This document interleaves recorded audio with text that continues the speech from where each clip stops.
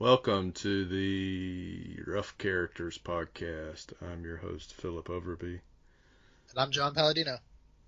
and we are back today talking about gaming experiences. So, this could be related to video games, board games, tabletop games, any kind of memorable game experiences that we've had. We've both played our fair share of games over the years. I would say probably a million hours of games between the two of us, at least That's a million. So we're going to talk about that today. And before we get into that, I have some small news I'd like to share. It's not really news. It's more along the line of just a game I'm obsessed with at the moment. So I've been playing on the Switch a game called Cult of the Lamb, and okay. uh, it's one of my favorite kind of games is like simulations. I haven't really talked about that much, but I really like Stardew Valley and some of those farming simulation type games. Um, Animal Crossing, just games where you don't have to think so much. You just kind of do stuff. And Cult of the Lamb is like a great game because it's a simulation game, but also you go into the dungeon and fight stuff. But what I love about it so much is it's kind of got like a cutesy design to it. But like you're a cult leader and you can like sacrifice your followers. You can marry your followers. You can perform funerals. You can make your followers cannibals. You can do all sorts of like crazy shit with it. So I just wanted to get your take on simulation games. Are you interested in simulation games at all, like farming simulation or uh, games where you can kind of like take on the role of something that would normally be very mundane, I guess. So I have a love-hate relationship with simulation games. It depends on the game. Um, I grew up playing Sim Farm, one of my Yeah, favorite games as a kid. I love that game. And also, I was like the perfect age for when The Sims first came out. yeah, And when The Sims came out, that was a magical moment. I gotta say. And you magical. mentioned Cult of the Lamb. I have not played that game, but I did play the demo on Steam, and It's got a I Sims thing to it, right? I didn't play it enough. I tried it and I really hated the controls. So I stopped. I was like, ah, shit, I hate this game because of but it was on Steam, and that's not really my preferred place to play a game anyway. So maybe I might try it on the Switch. I did like how it looked though. Yeah, well, the you mentioned the Sims, and it was just funny because the Sims when they talk, right? They go blah blah blah blah blah blah blah or whatever, Right? and they do the same thing in Cult of the Lamb when they talk. They just say when they're talking. So it's that same kind of vibe. Like you don't know what language they're even speaking. Um, but I love stuff that kind of takes cutesy stuff, but that makes it like in a dark way. Like reminds me a lot of Happy Tree Friends, which was I don't know if you remember that at all, but it was basically like it was a series of cartoons where they're like these really cutesy like animals, and then like one of them would get their hand stuck in like a meat grinder or something. It's just like they go, ah! It just reminds me of that series where you'd have like really cute animals or characters, and then they would get brutally murdered in some crazy way. Um, Cult of the Lamb kind of reminds me of that. So Yeah. But yeah, I actually have a simulation games question. are great. Yeah, yes, I do really enjoy simulation. Like you mentioned, Stardew Valley, and that game was really good. I've never really been an Animal Crossing fan. I tried. Just the hours of that game really annoy me. How like if it's nighttime, the store is closed, and like I'm a night person, so like that is annoying. People are like, "Well, just change your Switch settings." I'm like, I don't want to do that because I want it accurate on my Switch. You know what I mean? So the whole thing is just a nightmare. But yeah, simulation games, I love them. They're one of my favorites. I don't know why. They're simple. I think that might be the why, and they can be a lot of fun. Yeah, I think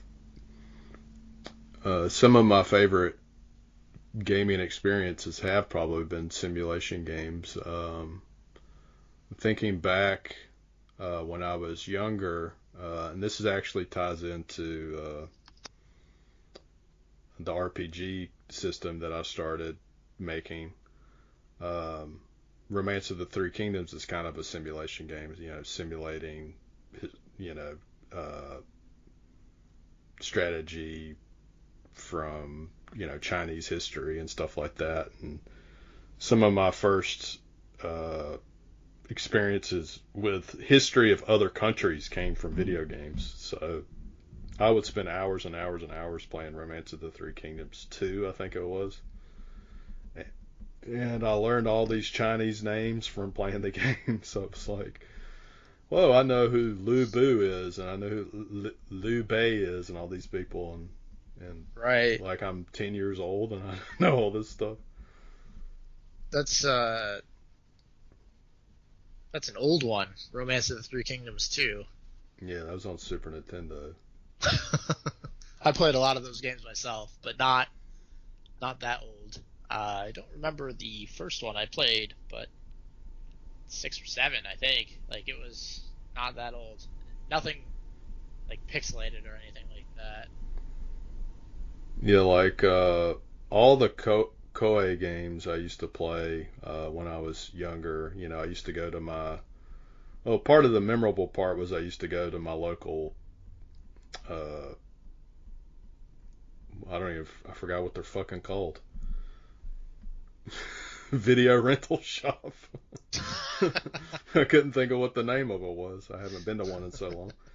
Uh, They don't exist anymore. well, actually, in Japan, we still have them over here, which is interesting. That's wild. But uh, I remember on Fridays I would ask my mom, "Hey, can we go to the video store?" And this was also my first exposure to like horror movies because I had this fascination with like picking up the VHS tape and looking at the back of it and seeing like the horrible shit that was on it, and like I was always too scared to watch them, but I just liked to look at the back of the VHS tapes. But I would go and I would pick out, one or two games usually, and sometimes I would pick the same game like over and over again. And it was just like I didn't realize I could actually just buy the game and not have to pay, you know, a stupid amount of money every week to play the same game basically. But I was dumb, so I didn't figure that out. Uh, so I would play Romance of the Three Kingdoms. I played Oda, not Oda, Nobunaga's Ambition, which is a Japanese game about the Sengoku period, which was like a warring period in Japanese history. There was a game that was like based on World War II that I played. I mean, there's all sorts of like cool historical simulation games they had. And when I was a kid, I would play shit like that. Like a lot of people were playing Super Mario and Zelda, and I was like, oh, I'm playing this is my daimyo in ancient Japan, and I'm a shogun, and I'm gonna assassinate my enemies. People were like, what, you dork? Yeah, simulation is it's a fun genre, but I feel like there's not enough games in it. Yeah, I think nowadays when people think simulation, they think like Goat Simulator or you know farm guy farm guy simulator or something. Yeah. I've never been a big like farm type simulator type person. I did say Sim Farm was a big thing. I love Sim Farm, but a lot of the other farming games just not my not my thing. Yeah,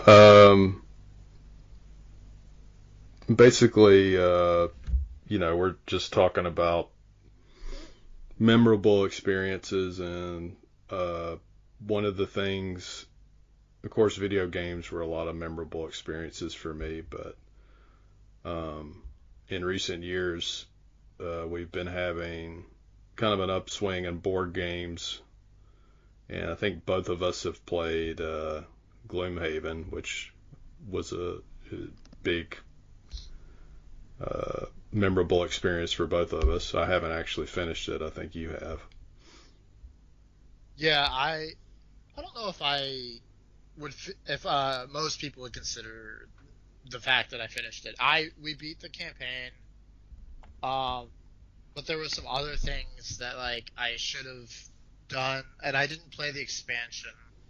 But I we did complete like the main story, I guess. Yeah, like I'm still trying to unlock a bunch of characters and figure out,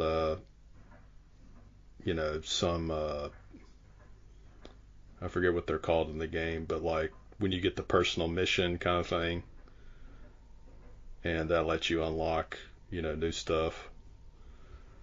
Uh, Yeah, and that game is just really cool because you kind of very rarely you get like attached to characters in those kind of games, and it's like you almost get attached to them like you would in a D&D game or something like that. right.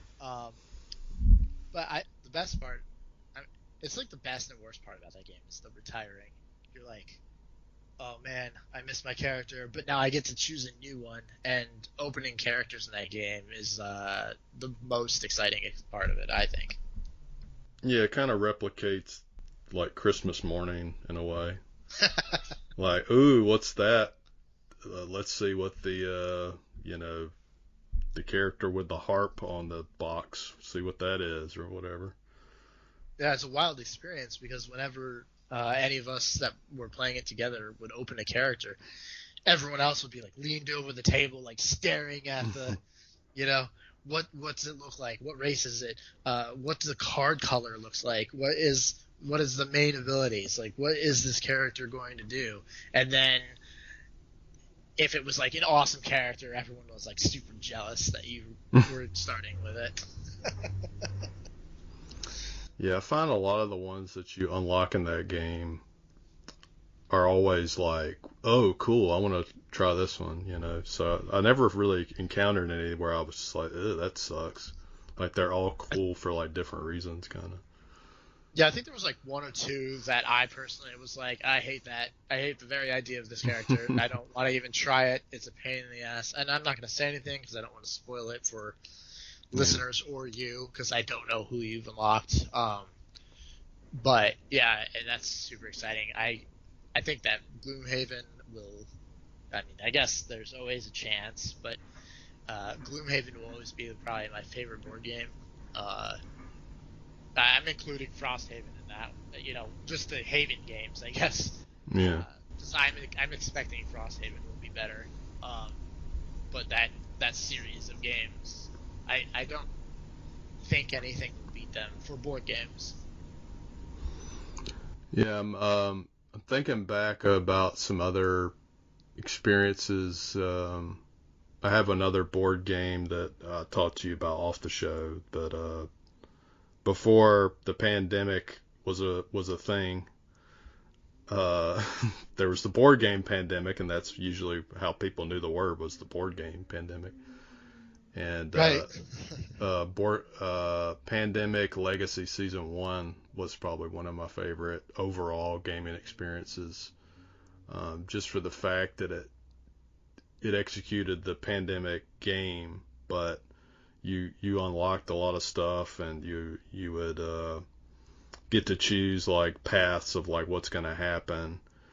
And the most memorable part of the game was like towards the end, I had to drop a nuclear bomb on Atlanta, and I just remember thinking, wow, that's fucking brutal.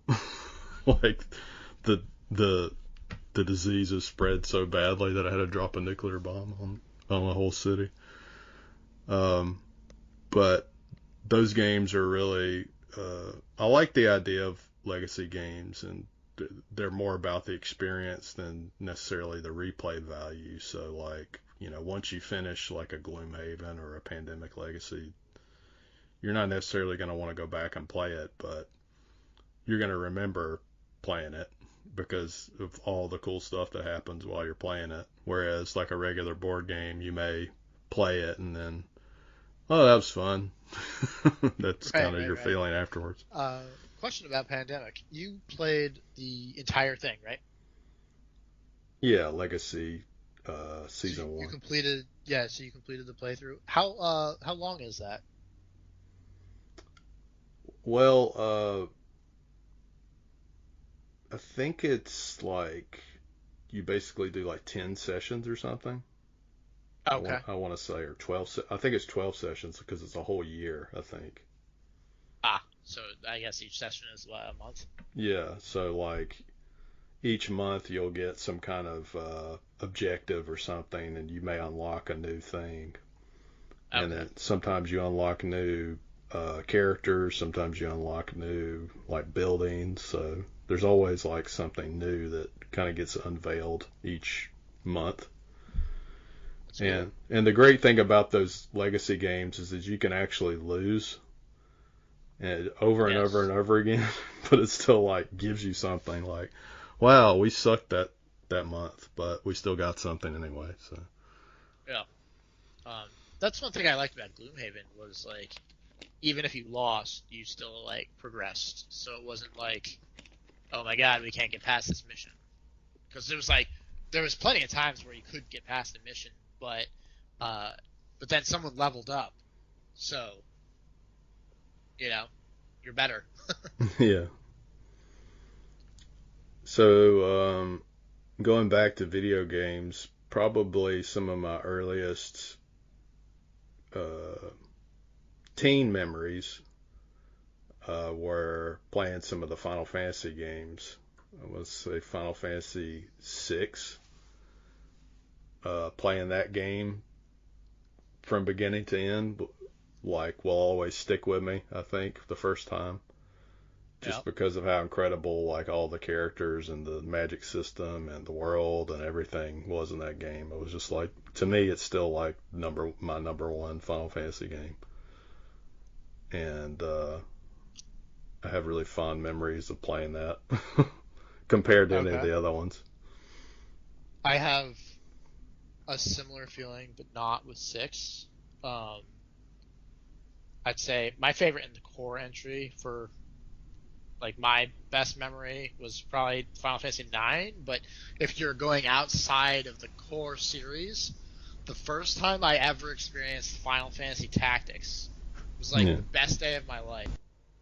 But yeah, all the Final Fantasy games were memorable for different reasons for me. I think, you know, 7 tends to be the most popular one as far as like mainstream appeal because of just some of the characters are kind of iconic. Um, Yes. but I don't find a lot of people that actually say 7 is their favorite. It's very rare I find anyone that's like, oh yeah, 7's my number one of all time. I Usually, remember when once I they go back and play or they go forward and play, they kind of have different ones they like better. yeah, I remember when I was in high school and Seven had just come out. Like it was everyone's favorite game. and I played it, and I don't want to be the hater, but like it was fine. I don't understand why it was like so loved. I thought a lot of it was really boring. Uh, What? it was fine. It was a good game. The Shinra storyline was actually pretty interesting. I liked how many different like uh, villains there were. But Cloud and Sephiroth, and just I don't know. It was never really like a big appeal to me. The characters, I did not really connect with many of them. I also really enjoyed Final Fantasy VI, and I mentioned earlier Final Fantasy IX. I love the story to nine, and I love the first four characters that you get in your team at nine. It's just I don't know. I love that game. Yeah, I think some other games that kind of stand out to me that they're they're actually not RPGs at all. But I used to play the shit out of these when I was a kid, and I don't know if they ever really caught on in America that well, but they're called River City Ransom, and they've done a few like updated versions of it, I think. But the game is basically these two guys that just go around and like beat up gangs, and they're like these little chibi characters, so they're like these little cutesy uh, characters, but you could. It was kind of like the same group that eventually made Double Dragon and some of those like side-scrolling beat 'em up games. I think it was the same Okay. company, but I mean, I must have played that game for hours on end, and I loved that company too. I think it was called Technos or something, and they had a super dodgeball game that I used to play all the time, and I would just play it on repeat, just over and over and over and over again.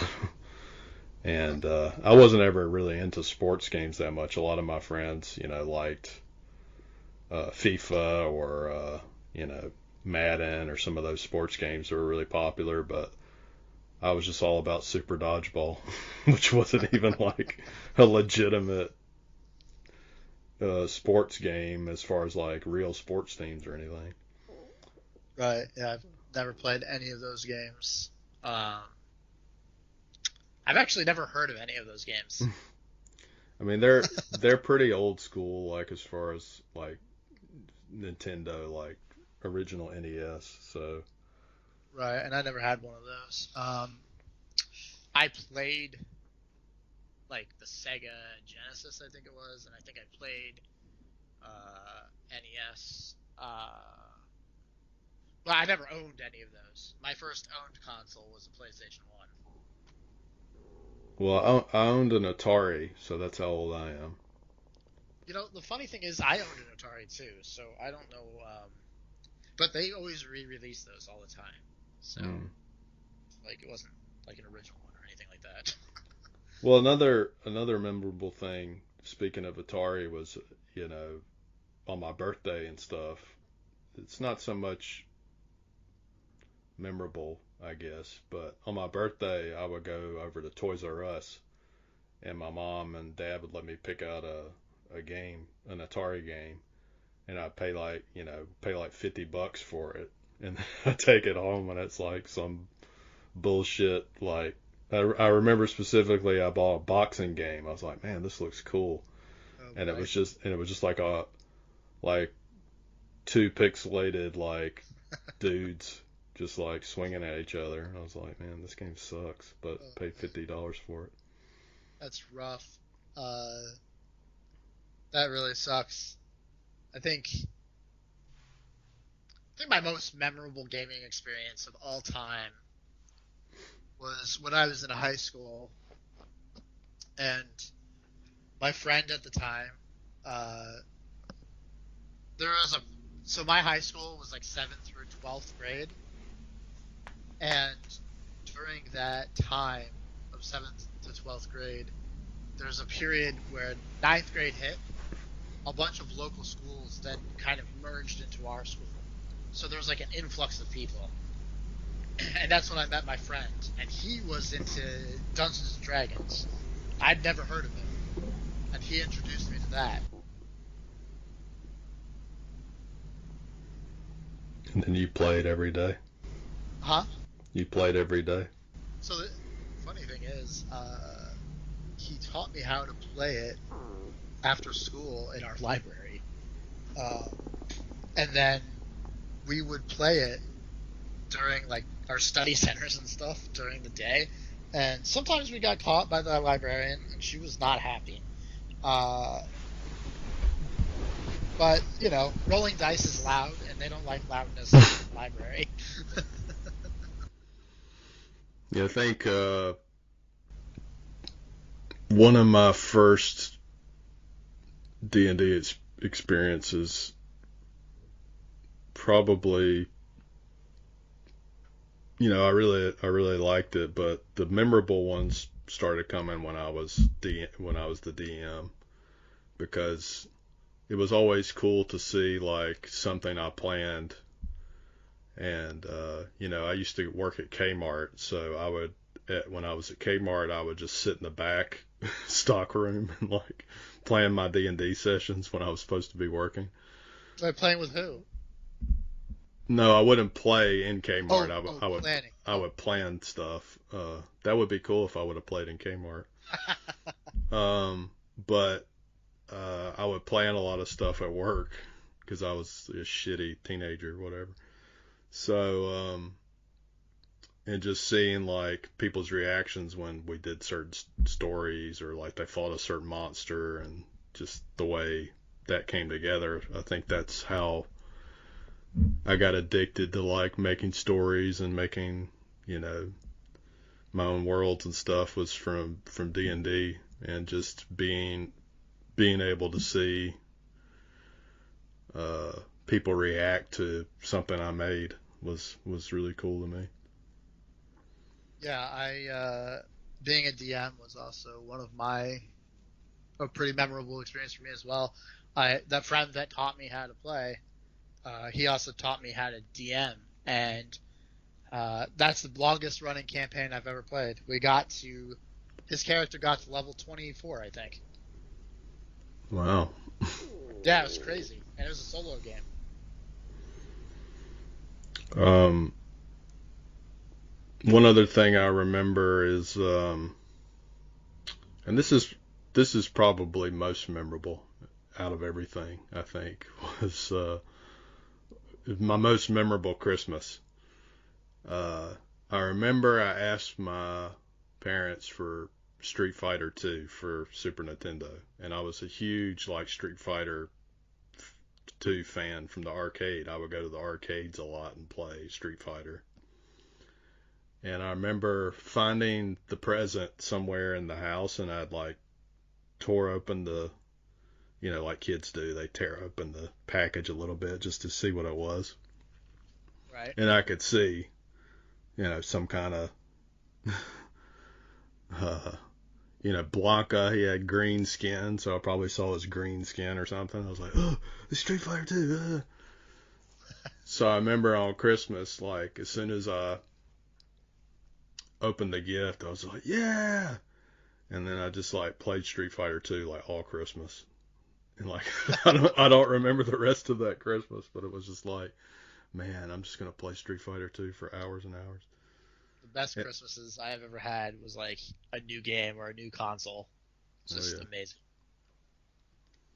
Yeah, there's nothing like that feeling when, after everything's over and you've opened all the presents and everybody's sleepy from eating a bunch of junk. I can go to my room and play play my game until I fall asleep, basically. Man, it was awesome. I mean, you can just sink so much time into a game. If it's a game like you really wanted to, like, oh man, it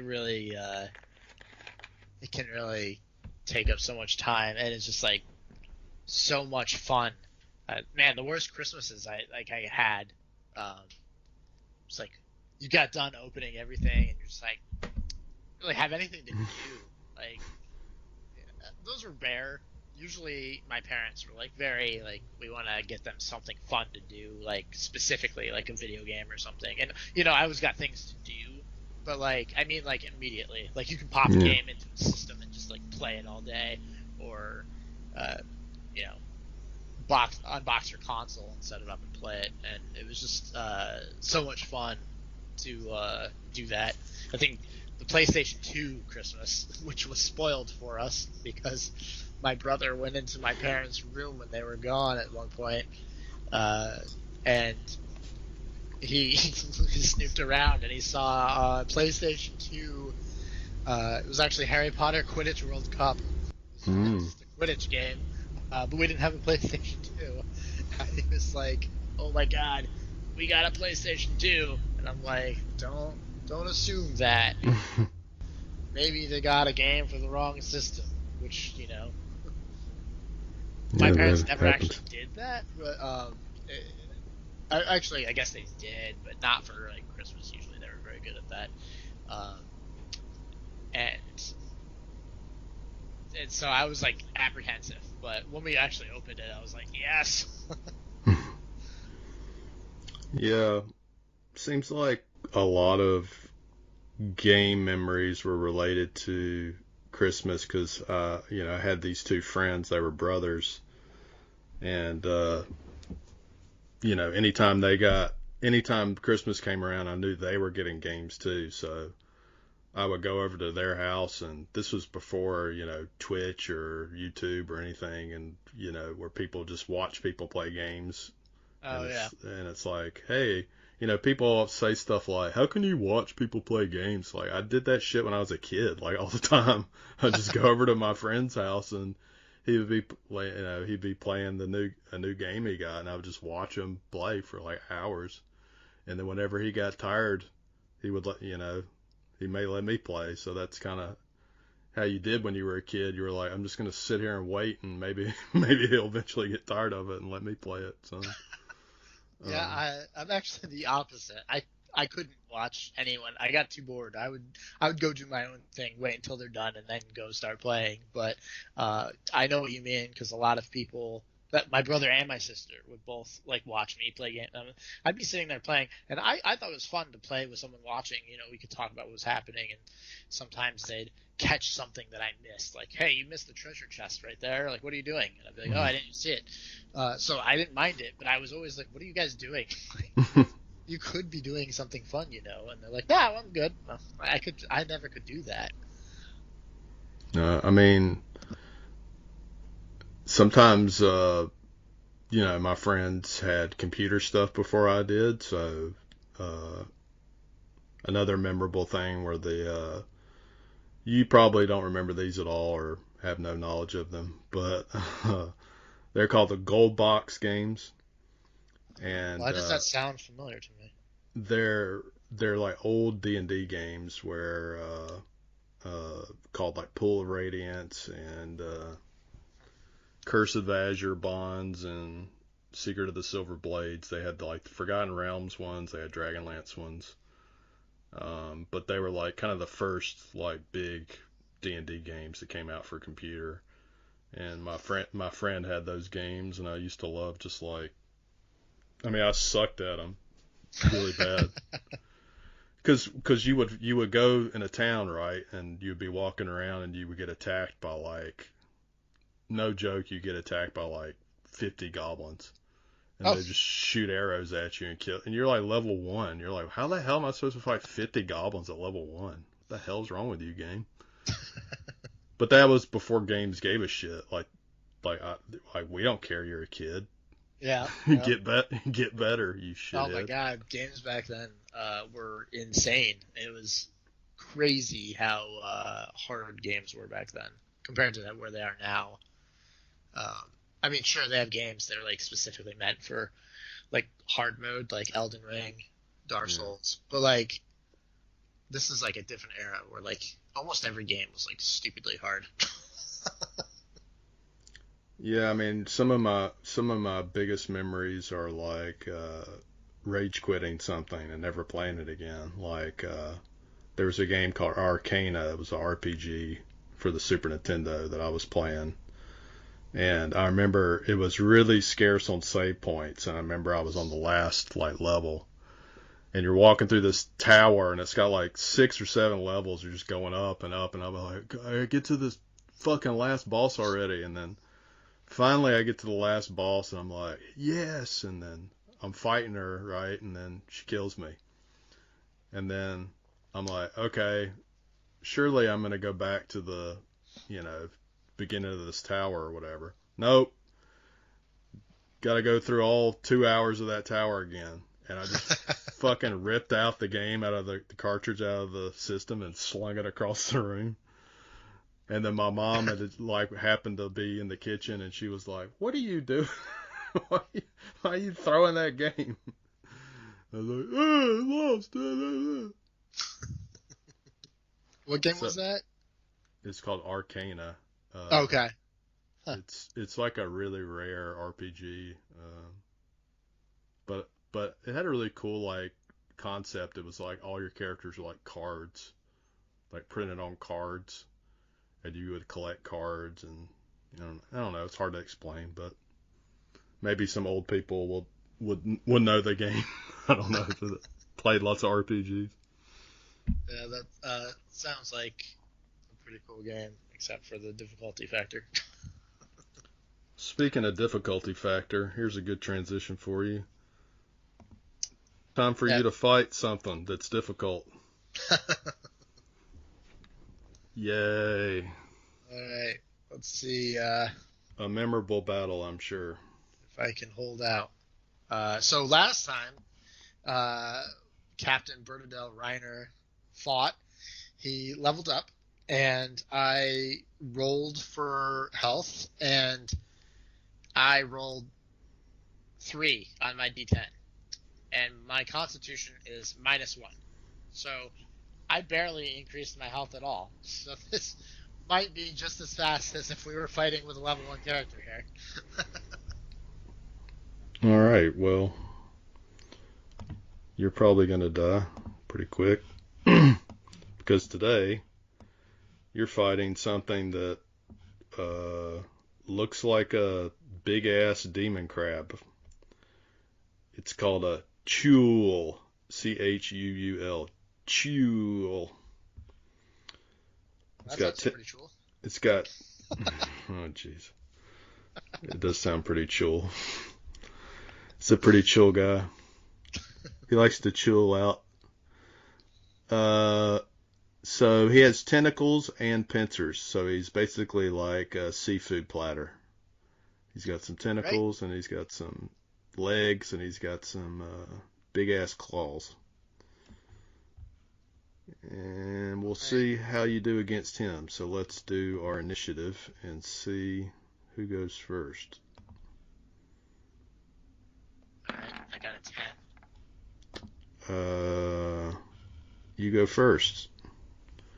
Alright, so I draw my great sword and let's see what happens.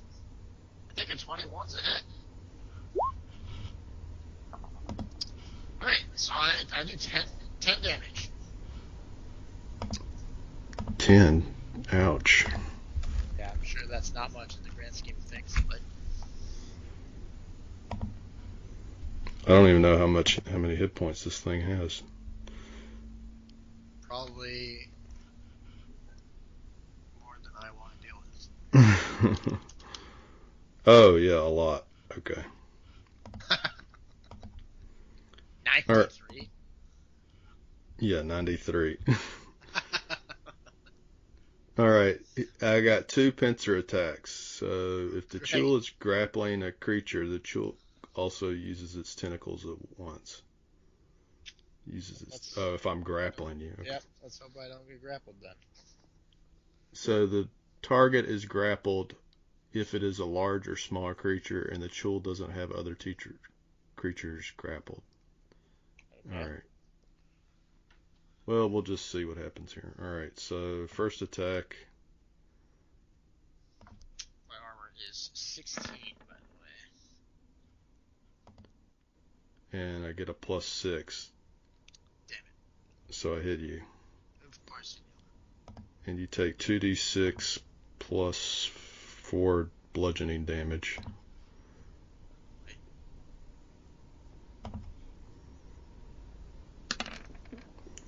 So that's 9 damage.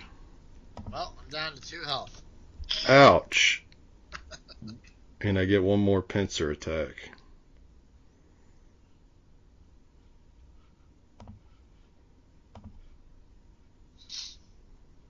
Pincer attack.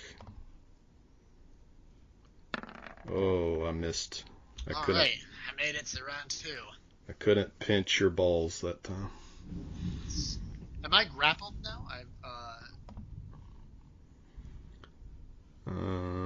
It says if it is a large or smaller creature and the Chul doesn't have other creatures grappled. So you have escape DC 14. So I guess you can roll to see if you can escape.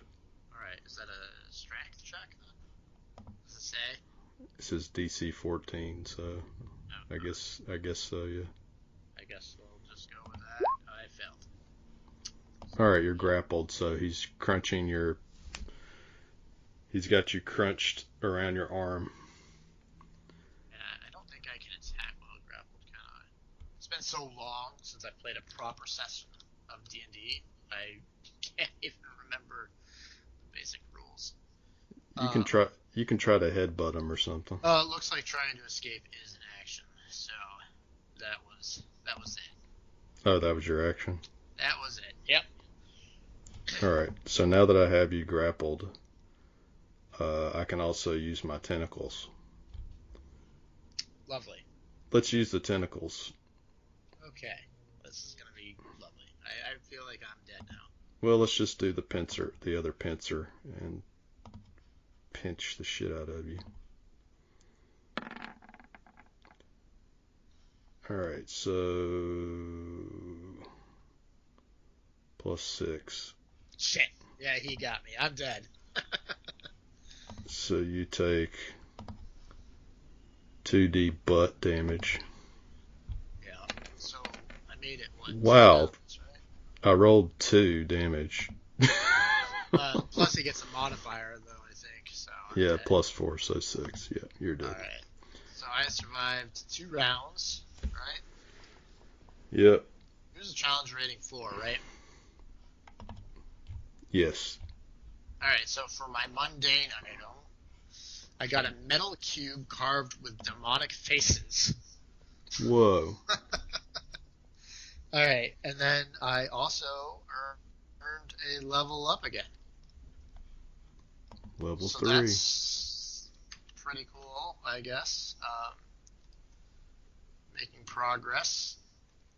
One of these days, I will actually get a magic item. I have faith. I'll make it 3 rounds. One of these days, but not today. Oh, see, I actually did that wrong. I don't actually get that mundane item. I forgot. Oh, you just get the level up. I just get the level up, yeah. So, unfortunately, I lose the metal cube with carved demon faces. But that's okay. I think I'd rather have the level up. Yeah, you can't do a lot with a metal cube with carved demon faces on it this day and age. Maybe in a role-playing game, I could use that somehow, but in this, it's not helpful.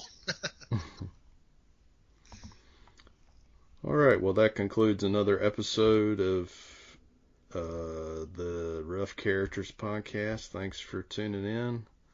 Please check us out online at various places. You can go to negative-hp.com, and you can also go to Grimdark Fiction Readers and Writers Facebook group where we hang out, and we also hang out at Fantasy Writers Forever.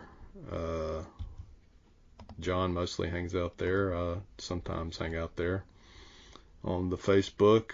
But if you're interested in the podcast, please let us know what you think. And maybe you'll get to choose some of these monsters we fight one of these days. That'd be cool. Oh my god. Why did I do this to us? You started it. I did, and that was a big mistake. Okay, until next time, everyone, stay cool and take care. Bye.